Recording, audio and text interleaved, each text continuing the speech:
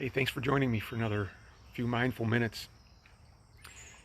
I want to continue our talk about failing. Yesterday I referenced a quote from Thomas Watson from IBM fame, who encouraged us to double our failure rate.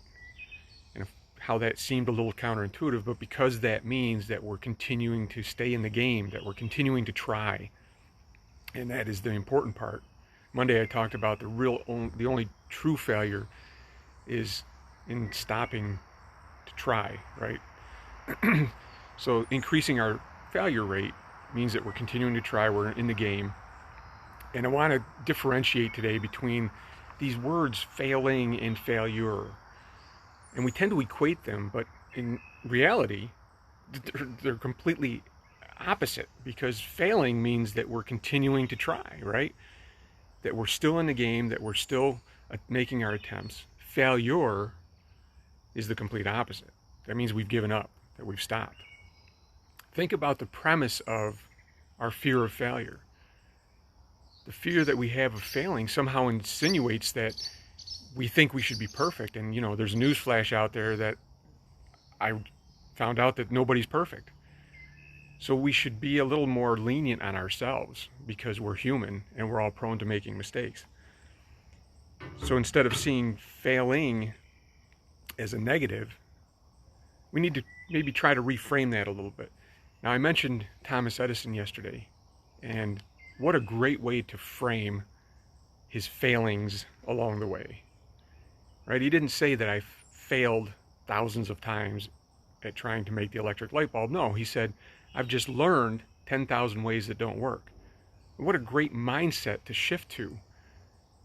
So I encourage you today to accept the fact that you're human, to accept the fact that you're going to make mistakes, that there are going to be some situations that are beyond your control that might lead you to a temporary failing, but not to equate that to failure. Now, I'm not a huge Rocky fan, and I don't think he's a great philosopher, but there is a really great quote that gets thrown around a lot by Rocky, that it's not about how hard you hit. And he's referencing how hard life can be, and it's the unfortunate reality. And it's not about how hard you hit, it's about how hard you can get hit and keep moving forward. So can we accept those blows? And that's actually part of the training in boxing, right? Is they teach you how to get hit. And in the police academy, we had to go through what they called corner drills. They'd put us in the corner and we couldn't hit back, and we'd have to defend as somebody would, with boxing gloves. But as somebody would just hit us for about a minute, and we would just have to learn how to absorb those blows so that we could realize, hey, getting hit is just part of the game. That doesn't mean I'm down and out. Getting hit means that I got hit. End of story. Move on. So let's try to shift our mindset. And I'm talking to myself on this one too, because I struggle with a lot of these concepts, and I think that's why I feel the need to share them with people, is because I'm struggling with them too. I'm by no means, I haven't mastered these things. But let's shift our mindset. Let's view failure or failing as a good thing, something to learn from, something to make us realize that we're still in the game, that we're still making attempts, and we're still moving forward, and that it's not even close to the word failure.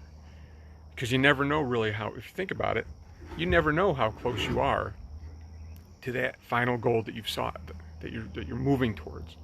It could be that one more attempt is all you need. And I'm going to post a cartoon caricature that I love and I use in my classes when I teach these concepts, that shows exactly what I mean. Because we might not be able to see how far, we can't see into the future at all. So we never know how close we are to achieving that goal that we've set for ourselves. So keep trying.